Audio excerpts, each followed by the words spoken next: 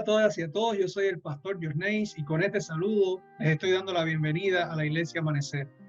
Hoy es el 10º domingo después de Pentecostés y el mensaje para hoy es: no dejes que tus miedos y tus dudas te detengan. Probablemente hayas escuchado la frase: el sol siempre volverá a brillar después de la tormenta. En términos climatológicos, esto es particularmente un hecho para los floridianos. La temporada de verano suele ser lluviosa y tempestuosa en mayor o menor medida. Y por si fuera poco, junto con el verano y parte del otoño, llega la temporada ciclónica que se extiende del 1 de junio al 30 de noviembre. Por lo general, una tormenta de verano puede alcanzar fácilmente la categoría de severa y su aparición puede ocurrir repentinamente y también desaparecer de la misma manera repentina. Son menos predecibles e incluso cuando pueden causar daños considerables, el riesgo siempre es menor. Sin embargo, un huracán es un sistema organizado que comenzó como una depresión tropical motivado por las altas temperaturas del océano. Un huracán se mueve muy fácilmente de una depresión o una tormenta tropical y después de eso, comenzando con la categoría 1, puede subir a la categoría 5, lo cual es un gran problema. Un sistema muy destructivo que puede arrasar con casi todo a su paso. Un huracán no es una simple tormenta tropical, sino un fenómeno atmosférico grave y una amenaza real. El Evangelio de Mateo de hoy, para hoy, nos presenta un pasaje en el que se usa una tormenta para resaltar tanto la gran autoridad del Hijo de Dios como el importante papel que juega la fe. Este pasaje se conoce comúnmente como Jesús camina sobre el agua. Probablemente recordarán la conexión que traté de establecer la semana pasada entre la muerte de Juan el Bautista, la retirada de Jesús para orar y meditar sobre ello, la gran bendición de una iglesia que, a pesar de la pérdida de uno de sus líderes, Juan, continuaba creciendo. Hoy la porción final de este capítulo 14 apunta hacia la tristeza y el color gris con el que comienza el capítulo. Y también es un ejemplo de los muchos desafíos y obstáculos que enfrentarán los seguidores de Jesús debido a su fe y su predicación del Evangelio. En otras palabras, la misión de hacer discípulos y difundir las buenas nuevas, aunque sea lo correcto y una causa justa, no siempre será agradable, sino que tal misión se volverá turbulenta de vez en cuando. El logo que identifica el Consejo Mundial de Iglesias es un bote con una cruz. El bote representa una iglesia misionera y siempre en movimiento de un puerto a otro. La iglesia como un bote que durante más de 2000 años hace aguas, pero no se hunde. Es el único bote que lleva a puerto seguro porque lleva el puerto dentro de sí mismo. El bote que representa a la iglesia nos recuerda que no estamos solos mientras navegamos, porque compartimos un viaje con otros marineros mientras Jesús sigue siendo el capitán del barco.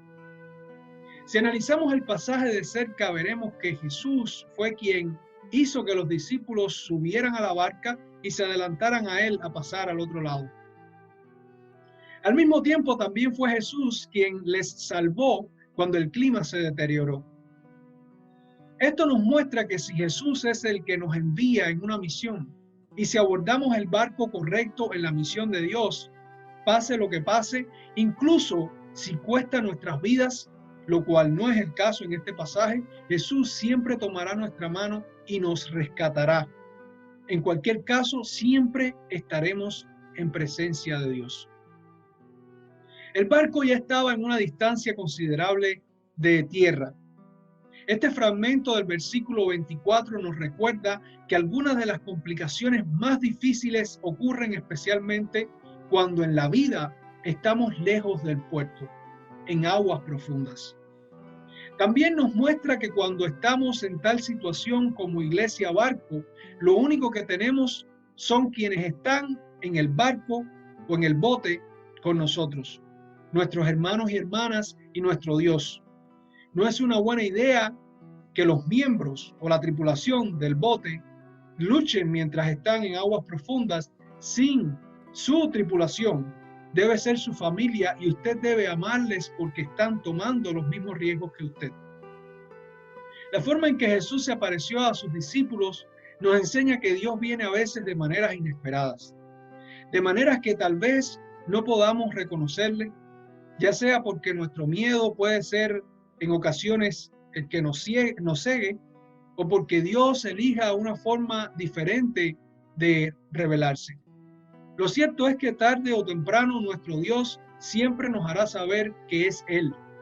Ánimo, soy yo, no tengan miedo, les dijo. Algo que me llama particularmente la atención es que este pasaje ha sido tradicionalmente analizado, enfatizando negativamente la duda de Pedro como la razón por la cual comenzó a hundirse. Sin embargo, si observamos más de cerca, podremos darnos cuenta de que Pedro no comenzó a dudar cuando vio el viento y las olas, sino que en realidad dudó todavía aún estando en el barco. Señor, si eres tú, respondió Pedro, deja que yo vaya a ti sobre el agua. El sí condicional ya implica la duda. Si realmente eres tú, si quieres que crea que eres tú, el sí condicional es un elemento clave de este pasaje. Indica que la duda de Pedro lo movió a levantarse y a tratar de caminar sobre el agua. Muestra que Jesús permitió su duda y lo sacó de su duda, sabiendo que en su corazón no estaba completamente seguro de su respuesta, pero aún así Jesús le permitió caminar sobre las aguas. Es importante resaltar que las dudas de Pedro no lo detuvieron. En este caso, en realidad, le dieron el impulso para caminar hacia lo desconocido y hacia lo inseguro. También es importante aprender de Pedro que cuando Jesús le dio el poder de caminar sobre el agua, no caminó en ninguna otra dirección, sino que caminó hacia Jesús.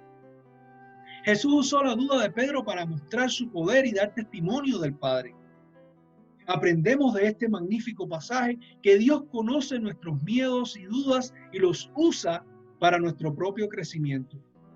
También debemos aprender que cuando Jesús nos da poder para caminar sobre las aguas de la vida, nuestro primer paso debe de ser realmente hacia nuestro dador de vida, hacia nuestro Dios.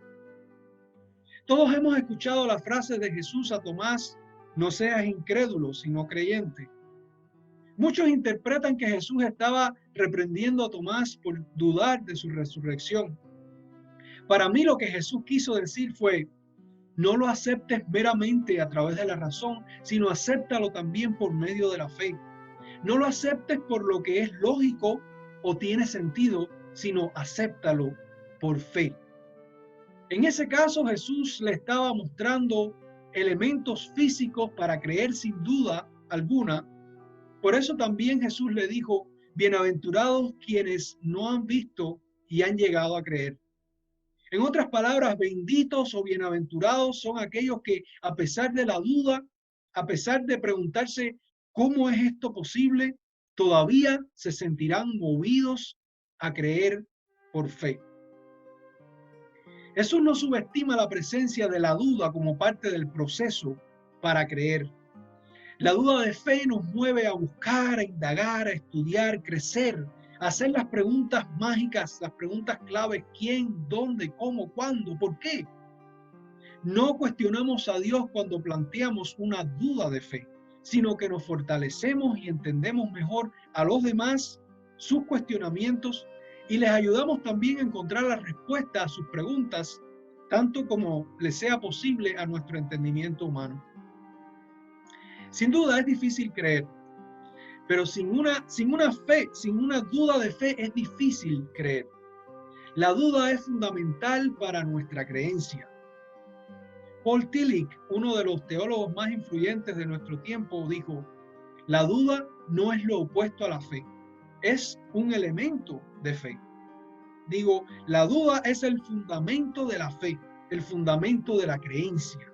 La duda es lo que evita que la creencia caiga en la trampa de la certeza. La duda es lo que mantiene viva la fe. De la misma forma, el novelista español Don Miguel de Unamuno escribió que la fe que no duda es fe muerta. Si no tenemos preguntas, si no tenemos esa llama ardiente dentro de nosotros que nos mueve a escudriñar las Escrituras, a confrontar nuestra fe con nosotros mismos, con las Escrituras y con nuestro Dios, difícilmente sacaremos el pie del bote. Y si lo hacemos, probablemente nunca avanzaremos mucho. Porque si es cierto que no podemos comprender o conceptualizar a Dios, es un hecho que nuestra fe tiene un componente humano que necesita y merece conocer y comprender. La fe es el combustible, mientras que la razón es el motor. La fe nos da acceso a Dios, pero la una y la otra no son antagónicas. Creo que se trata más bien de crear un equilibrio entre ambas. En resumen, el pasaje de hoy de Mateo nos enseña un par de cosas. Primero, que Jesús es Dios y tiene autoridad sobre las tormentas. Que Dios puede usar nuestras dudas para motivación, para movernos, explorar más allá de nosotros mismos, salir de nuestras zonas de confort. También nos muestra que debemos pedir sabiduría para saber cuándo es prudente permanecer en el bote y cuándo es seguro salir de él.